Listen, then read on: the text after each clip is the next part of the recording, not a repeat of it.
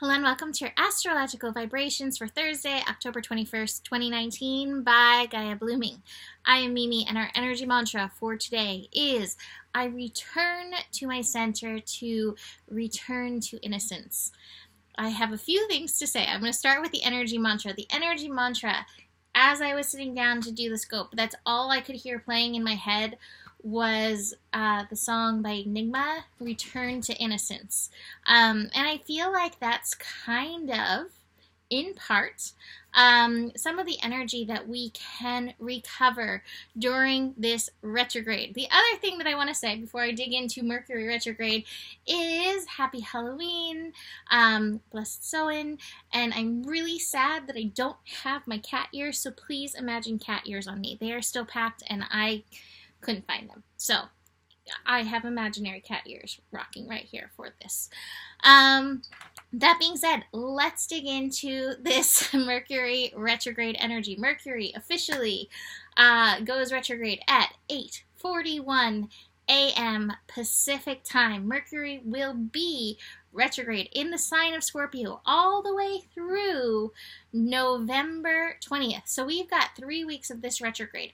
Now, retrograde has that reputation for technology going haywire, misunderstandings, miscommunications.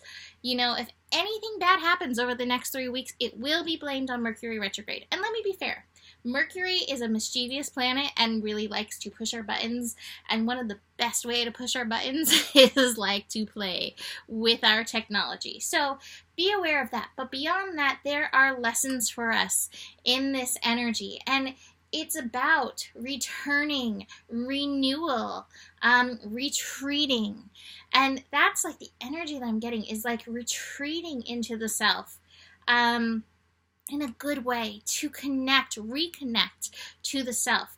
Now, Scorpio is an energy where we can visit our shadows. In fact, we need to visit our shadows. Scorpio is like mandatory shadow time, mandatory shadow work. So while Mercury is in Scorpio, this is definitely, or Mercury retrograde in Scorpio, is definitely a time to dig into the crevices, into the shadows, into your fears. Beyond our greatest fears often lie our desires that we don't let ourselves fully grasp, fully embrace. Mercury in Scorpio, Mercury retrograde in Scorpio, one of the things I'm already seeing is people having like past life stuff come up that really can show some of their deepest, greatest fears. Be aware of that. Beyond your fears lie some beautiful treasures, but often we have to face those fears. Often we have to move through the threshold. Often we may have to face some subconscious energy that's going on, subconscious thinking that's going on. So be very aware of that. Another thing that I want to bring forth about Scorpio energy. Scorpio has that darkness, destruction, reputation. Scorpio is the place of darkness. It is the place of destruction. It's also the place of birth and rebirth. It's also a place of creation. It's a place of the lightest light. You cannot have one without the other. So we get to visit the whole polarity, and that's part of the feeling that I get with the Return to Innocence song, is going into that place, into these shadows that we've kind of put away, these shadows that we've judged ourselves about. Judgment is a huge shadow that can come up, and return to the innocence, the truth of who we are. So that is your Mercury retrograde first day scope. Excuse me. In addition to that, we are in our last day of Venus in Scorpio. Venus is moving into Sagittarius tomorrow. So with Venus at this last day of being in Scorpio, this final degree of Scorpio energy, it's really important to tune into these desires, these things that like light you up, tune you in, turn you on. I always love how Abraham, let's try that again. Abraham says, tuned in, tapped in, turned on energy. Venus in Scorpio can absolutely embody that, especially when it is connecting to the light of those desires and letting it pull them, move them forward through the beautiful, good feelings of it. What often gets in the way are those shadow thinking, whether it's the shadow thinking around our personal self-esteem or self-worth, which Venus can also rule, or if it's the shadow thinking that we've taken on from others, the powerlessness. Oh, I'm not capable of getting this thing that I desire. So be very aware of that as Venus finishes up this energy and as we dig into the retrograde, because if that's coming up, you can definitely dig into that. Besides that, we have the moon finishing up in Sagittarius. So moon in Sagittarius can lead to a very happy Halloween. We have the moon conjunct Jupiter. Let's see what time that is. Moon conjunct Jupiter. Well, that's happening fairly early in the morning, this moon conjunct Jupiter energy, but I would say it's probably going to stick with us. Be aware of overdoing it. Ceres is hanging out in Sagittarius. Bring your inner parent along with you.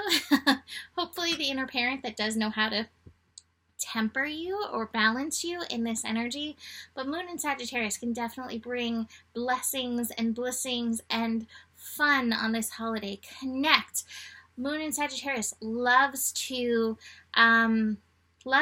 expansive energy. So just see, how can you expand yourself through this holiday, connecting to that Samhain energy and the thin veils that are here.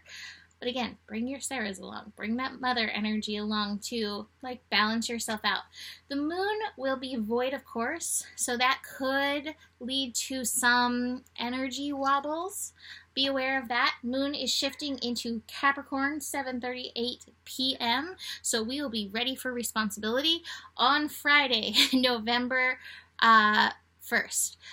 One of the last things I do want to say is with this energy, that Mercury retrograde, so many people get up in arms and can be so blah about it.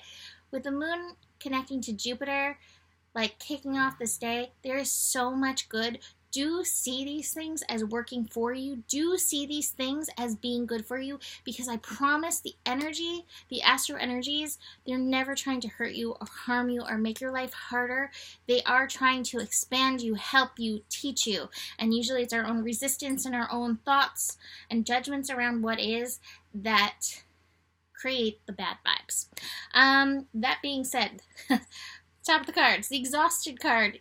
That void moon energy can feel a little exhausting. My feeling is, if you are feeling exhausted and do want to celebrate, don't push your body beyond what it's ready for. Take a little time to connect in with yourself, maybe shed some of the other energies. With these thin veils, it's a renewed time for boundaries for ourselves, because we may be picking up some of the everything that's going on around. So take a little time for yourself. This is a portal of change. This Mercury retrograde is setting us up for this Saturn-Pluto conjunction that is happening in 2020. We are going to be drawing closer. Both of them are moving direct and every day moving closer, closer, closer. So change is in the air. But change, the biggest change, happens within ourselves, and that's where you have the power for this energy. Guilt, do not go there. Don't stress yourself out over these thoughts. Tune in and nurture yourself through these thoughts, these places where you have taken yourself down over the years. We all have that inner critic, that negative self-talk that can, sink our battleship, so to speak. So just be very aware of that through this time. That's one of the biggest shadows that we can face, is what we do for ourselves. And what it creates is a beautiful breakthrough. But I have this in reverse, so we're not there to that breakthrough. But we gotta rebel against some of these energies that we've been carrying around. So that is it for today. You can always book a reading with me. Email me, mimiclark@gmail.com. And besides that, the better it gets, the better it gets. There's more than enough love in the world for you. And you 100% do have the power. Namaste.